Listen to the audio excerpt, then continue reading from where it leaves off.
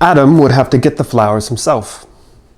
His mom had enough to do, she said. She needed them this morning, pretty much right now, if the day wasn't going to be a total loss. And in the end, Adam's attendance at this little get-together with his friends tonight may or may not hinge on his willingness/success in picking up the flowers and doing so without complaint. Adam argued quite well, he thought, without showing any overt anger, that his older brother Marty was the one who'd run over the old flowers, that he, Adam, also had a ton of things to do today, and that new chrysanthemums for the front path weren't exactly high in the logical criteria for attendance at a get-together he'd already bargained for, because nothing was free with his parents, not ever, by chopping all the winter's firewood before even the end of August. Nevertheless, she had, in that way of hers, turned it into a decree. He would get the flowers or he wouldn't go tonight. Especially after that girl got killed. Your choice, his mom said, not even looking at him. It's only the yoke, Adam thought, getting behind the wheel of his car, and the yoke isn't forever. Still, he needed a few deep breaths before he started the engine. At least it was early. The late summer Saturday stretched ahead with its hours to fill, hours he had filled with a schedule of things. He was a scheduler. He needed to go for a run. He had a few hours stock-taking to do at the evil international mega-conglomerate. He had to help his dad at the church. He had to stop by Angela's work to make sure the pizzas were still on schedule for the party. Morning, his phone buzzed in his lap. He smiled in a small way. There was that today, too. Morning, he typed back. Want to buy flowers? Is that code, he got back. He smiled again and backed out of the driveway. Fine, let go of the anger, because what a day ahead, what fun it promised, what laughs, what drinks and food and friends and sex. What a stab in the heart at the end of it, because the party was a going-away one. Someone was going away.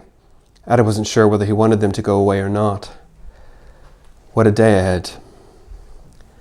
What time are you coming by? Asked his phone. Around 2, he typed back at a stop sign. The reply was a thumbs-up emoji. He pulled out of his wooded neighborhood onto the wooded road into town. Wooded, in fact, described everything within 50 miles. It was the overwhelming feature of the town of Frome, indeed the overwhelming feature of the state of Washington. Take it as a given, a sight so often seen it became invisible. Adam thought about 2 o'clock this afternoon. There was so much happiness to be had there, so much secret happiness. And yet, a sinking of the stomach, too. No, stop that. He was looking forward to it. Absolutely, yes. In fact, yes, that. Another stop sign. Blood is flowing places, he messaged, engorging things. The reply was 2 thumbs-up emojis. So consider Adam Thorn as he pulls out onto the further main road, wooded, naturally, the one that leads to the garden center, the one with ever-increasing traffic, even at this early hour on a Saturday. Adam Thorn, born almost, but not quite, 18 years ago in the hospital 10 miles along this same road. The furthest from here he's been in his life is when his family went on a fun-free driving holiday to Mount Rushmore. He didn't even get to go on the mission trip to Uruguay with his father, mother, and Marty when Adam was in the 6th grade. Afterwards, his dad had made it sound like a nightmare of mud and evangelical resistant locals, but Adam, deemed too young and sentenced to 3 weeks of 4:30 suppers with Grandpa John and Grandma Pat, couldn't help but feel that that wasn't the point. 12 more months, he thought, and the yoke is off. Senior year started in just over a week. And after that, the sky. For Adam Thorn wants to get away. Adam Thorn longs to leave with an ache in his gut so acute it feels like vertigo. Adam Thorn wishes he was going away with the person going away at the end of tonight's going-away party. Well, maybe he does. Adam Thorn, blanched blonde, tall, bulky in a way that might be handsome but is only just starting to properly agree with gravity.